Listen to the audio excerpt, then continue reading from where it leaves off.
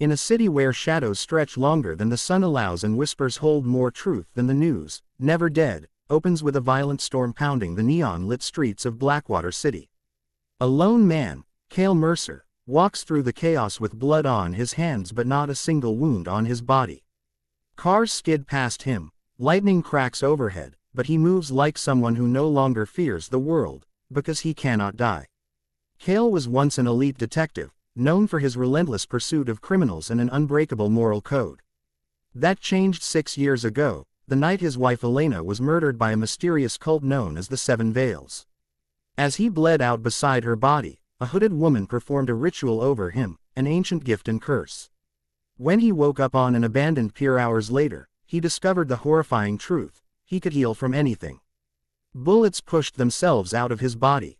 Burns vanished. Broken bones snapped back into place. Kael Mercer had become immortal, but at the cost of everything he loved. The story moves into the present, where Kael now works in the underground world as a shadow operative, trading immortality for information. Rumors spread of a new figure rising within the Seven Veils, the Oracle, believed to be the mastermind behind Elena's killing. Kael spends his nights hunting the cult's members one by one, hoping any trail will lead him to the truth. But every time he gets close, the Oracle slips further into the darkness. Meanwhile, Blackwater City faces a wave of unexplained deaths. Victims appear untouched, but their eyes are clouded white, as if their souls were stolen. Detective Mira Lorne, sharp-minded and stubborn-hearted, leads the investigation. When she notices that Kael appears at multiple crime scenes despite not showing up on any official records, she tracks him down.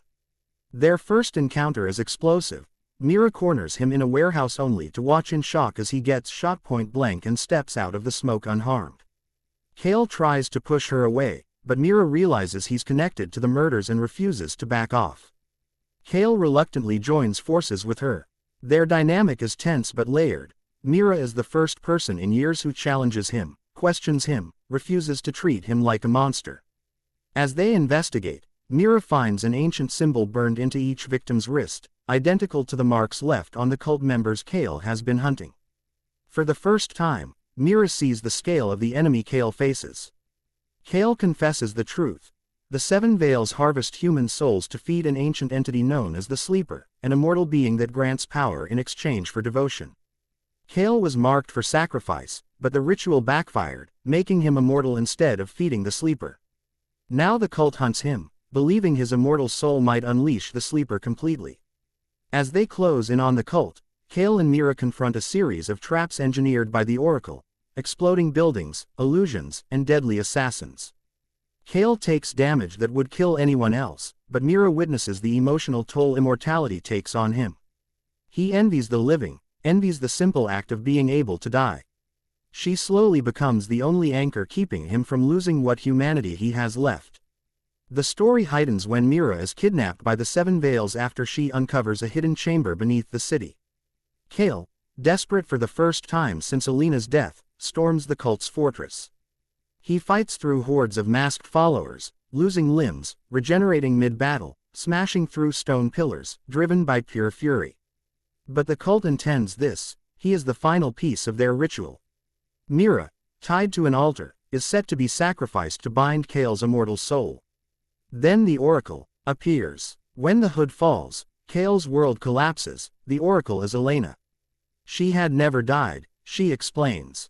The cult revived her, feeding her with fragments of the Sleeper's power, twisting her memories until she became their prophet. She believes Kael's immortality is a gift and that they were chosen to lead the new world. Kael refuses to accept it. He reaches for her, but Elena begins the ritual that will tether Kael's immortal essence to the Sleeper. Mira breaks free and pleads with Elena to remember her humanity. For a moment, Elena hesitates, her eyes flickering as memories fight through the corruption. Kael steps forward, and Elena grips his face, torn between love and madness. In a final moment of clarity, she realizes the monster she has become. She plunges the ritual dagger into her own heart, breaking the spell and collapsing the chamber. The fortress begins to crumble around them. Kael carries Elena's fading body as the Sleeper's energy erupts in a storm of light. Elena whispers that she wished they could have lived a normal life. Kael replies that she will finally be free.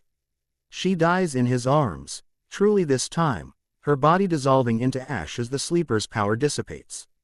The film ends with Kael standing beside Mira on a rooftop overlooking Blackwater City at sunrise. For the first time, the light hurts him, a sign that the immortality may be fading. Mira asks what he will do now. Kael looks at the city below, scarred yet hopeful, and answers softly that maybe dying someday isn't as important as living right now. But as he walks away, a small crack appears on his skin, glowing faintly gold. A whisper echoes in the wind.